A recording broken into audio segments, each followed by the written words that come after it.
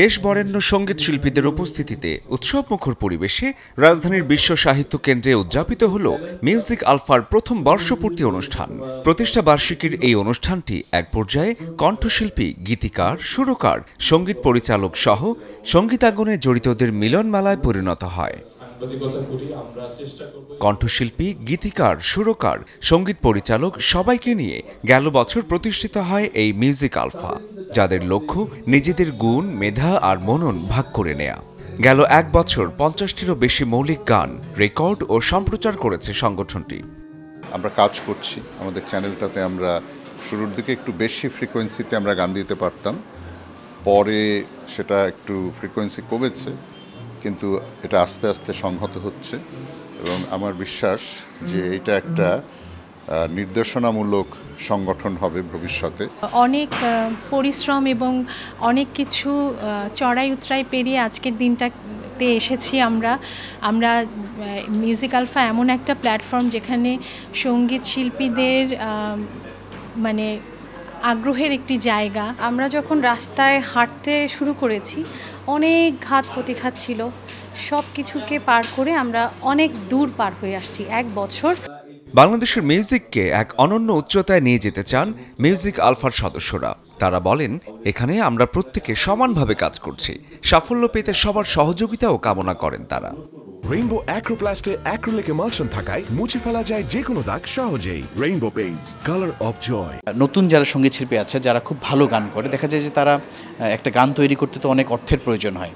তো আমরা এই প্ল্যাটফর্মে তাদেরকে আমন্ত্রণ জানাবো এই একটি কারণে যে তারা এই প্ল্যাটফর্মে আসলে তারা আসলে এই প্ল্যাটফর্মে আসলে দেখা যাচ্ছে খুব কম একটা গান তৈরি করতে যতটুকু কস্টিং দরকার, সেই কস্টিংটা তো আমাদের এই প্ল্যাটফর্মের সকলের মধ্যেই আছে, সকলেই তারা আছে। তো এর মাধ্যমে একটা নতুন সঙ্গীত শিল্পী যেন বাংলাদেশে বা বিশ্বের দরবারে যেন সুন্দর গান যেন উপহার দিতে পারে, এটির জন্য আমরা সকলকে নতুন সঙ্গীত শিল্পীদেরকে আমন্ত্রণ জানাবো। তো এক বছর আলহামদুলিল্লাহ অনেক ভালোভাবে আমরা পার করেছি এবং অনেকগুলো প্রোডাকশন আমরা নামিয়েছি সবাই মিলে।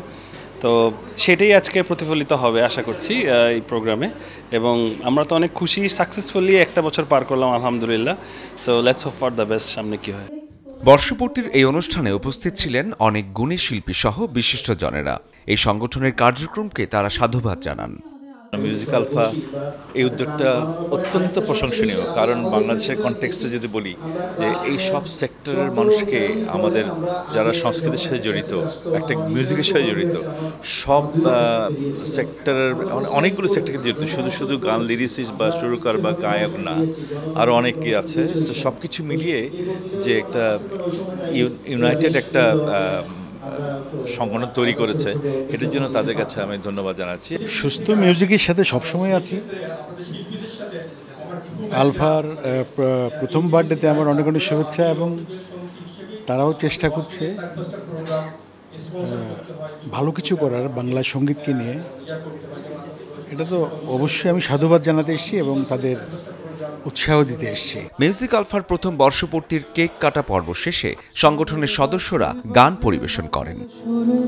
প্রেম যে শুধু তার শোনে, আঁখি আমার আঁখি বেলে